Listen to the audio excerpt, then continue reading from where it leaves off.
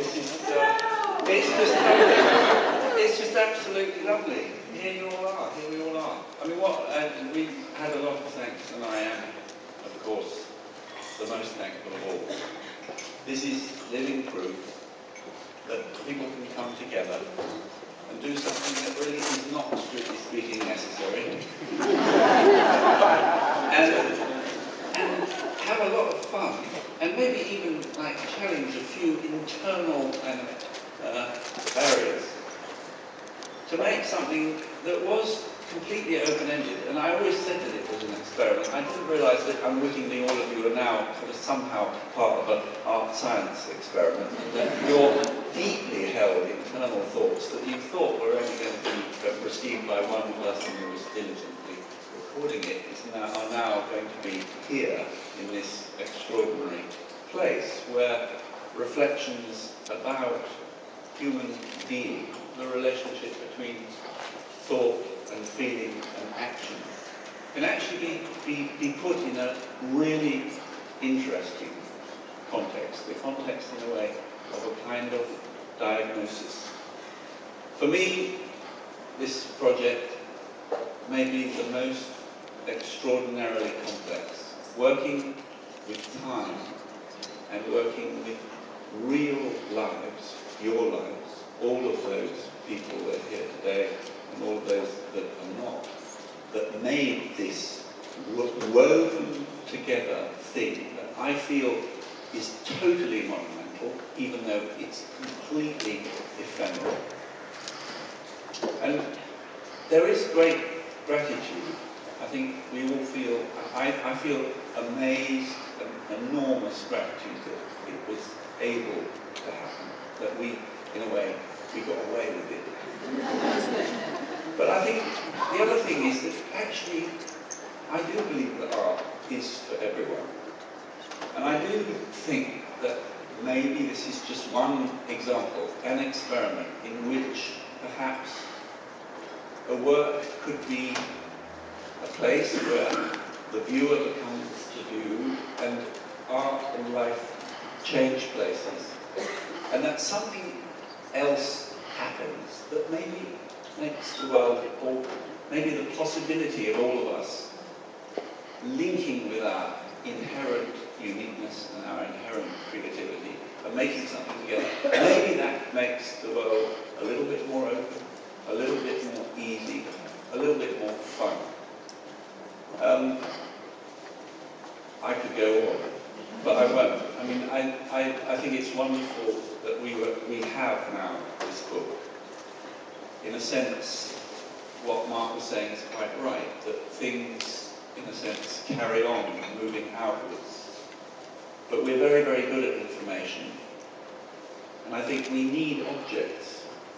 And for me, this object, I know it's weighty, and you don't want to drop it on your foot, but it is, in a sense, a material equivalent, even though it is only a slice of the unique journey that everybody made, both plinter and not plinter. And I think that's the beautiful thing about the book.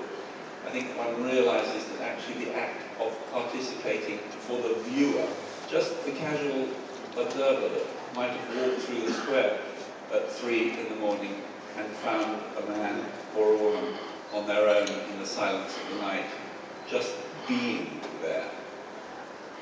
Right? Those, in a way, fugitive, but I think very poignant moments of registering who we are now.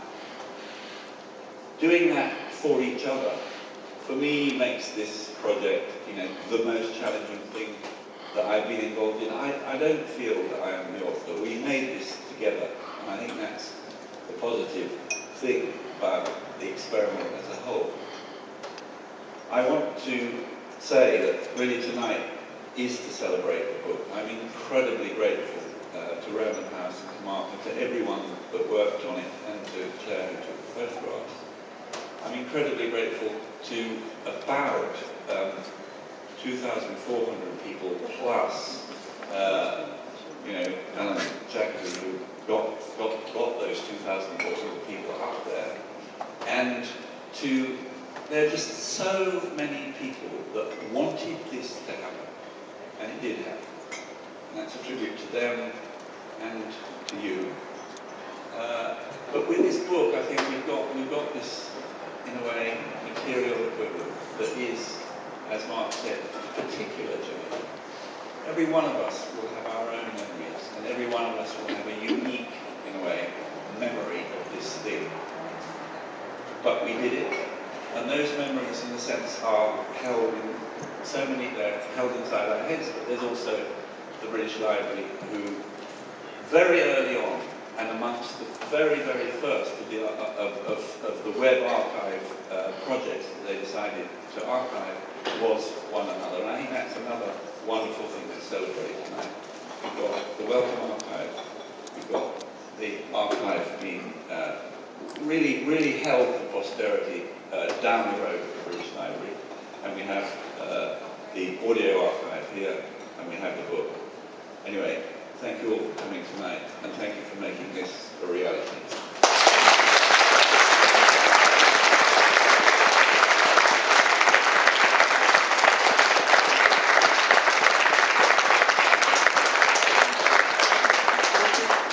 We did think that it would be good if one of the plinthers came up, and I was wondering if I could ask Ruth just to come and tell us what it was like. Because she was up there. That's John. You could just, for 2 seconds, maybe one voice of 1 to 2,400. Thank you. For me, it's the first and only time in my life when I could try to be a work of art.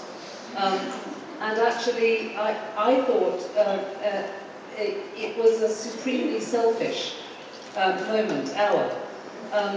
And I don't know if other plinthers thought this, but what was fantastic was, of course you had the chance to interact with your friends and the kindness of strangers as they crossed Trafalgar Square. But you also had the chance to reflect on loneliness and on beauty and on how vulnerable you felt standing on this thing, being a piece of art, and on, in a way, immortality and death. I mean, it was a really remarkable and profound experience. It was absolutely unforgettable, and I'm so grateful to you for giving us all the chance. And that's really, I think, the greatest piece of art is a piece of art that changes the way you think. And I think for all of us, certainly for me, it changed the way I think about art and about life. Thank you. Yeah.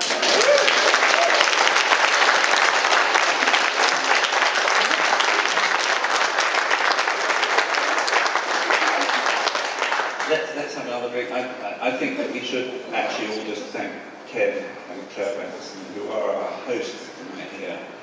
Thank you very, very much for your really extraordinary hospitality, and indeed for all the support you've given the project as a whole. Thank you.